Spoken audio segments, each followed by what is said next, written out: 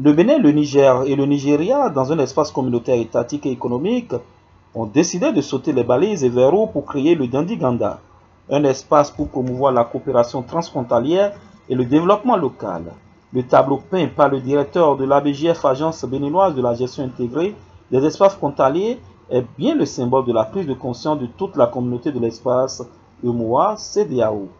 Avant la colonisation, nous étions un peuple, nous étions des frères, et aujourd'hui, des frères qui ont la même culture, qui ont les mêmes pratiques, qui ont la même langue, se trouvent les uns les autres dans des pays que symbolise un seul drapeau.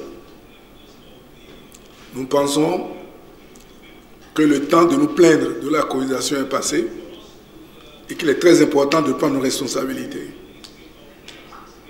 Prendre nos responsabilités, ça signifie quoi? Ça signifie privilégier ce qui nous unit et commencer petit à petit par oublier ce qui nous sépare. C'est ça l'expérience que nous voulons vivre avec Dindiganda. Pour le président du cadre de concertation de l'espace Dindiganda, il urge de renforcer ce cadre pour une vie communautaire porteuse de devises et de tranquillité. L'espace Dindiganda, c'est l'un des 5 espaces au niveau, je crois, de l'Afrique de l'Ouest. C'est en fait un creuset où se rassemblent donc les peuples ou les populations ayant une communauté de destin. Une communauté de destin non seulement linguistique, culturel et même économique.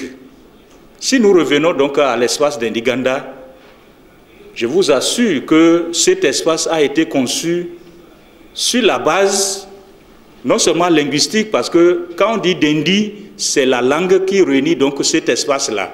C'est vrai qu'il y a d'autres variantes de langue, mais la langue principale, c'est le Dendi. Réunis dans un espace géographique le long du fleuve Niger, de part et d'autre, donc des 3 communes, enfin des trois pays. Et sur le plan culturel, nous avons pratiquement les mêmes cultures avec des variantes dans cet espace-là, composé aujourd'hui de 12 communes.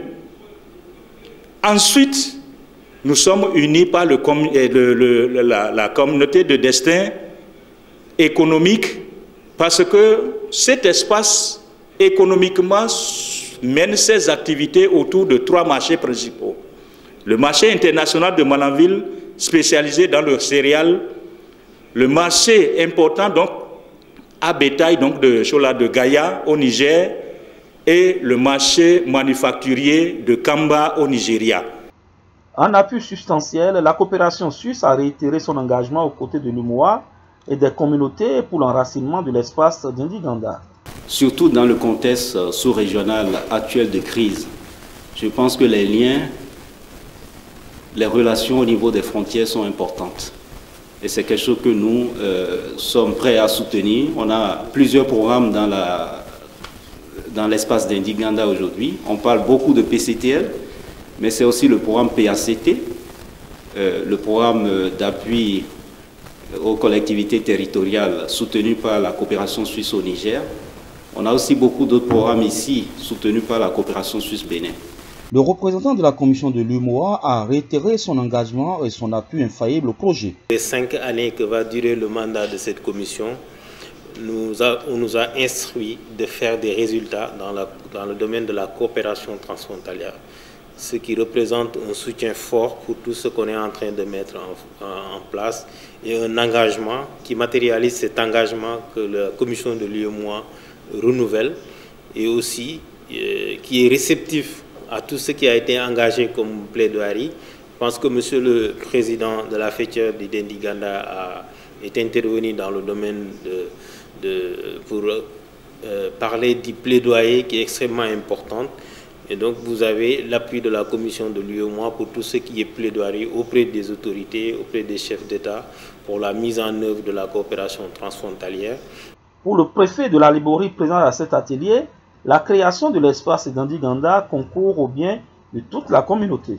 Nous prenons acte de tout ce qui se fait de bien pour qu'il y ait une coexistence pacifique sur nos différentes frontières, tout en prenant pour référence le cadre législatif de chaque pays. parce que c'est ça qui nous sert de référence et c'est ça qui doit nous servir aussi d'outil de cohérence pour que tout ce que nous allons entreprendre dans le cadre de la coopération transfrontalière à partir des collectivités locales, cela puisse s'inscrire quand même dans les logiques nationales qui sont elles aussi en cohérence avec tout ce qui se fait dans la sous-région et que ce soit à travers des institutions majeures comme la CEDEAO et puis l'UEMOA.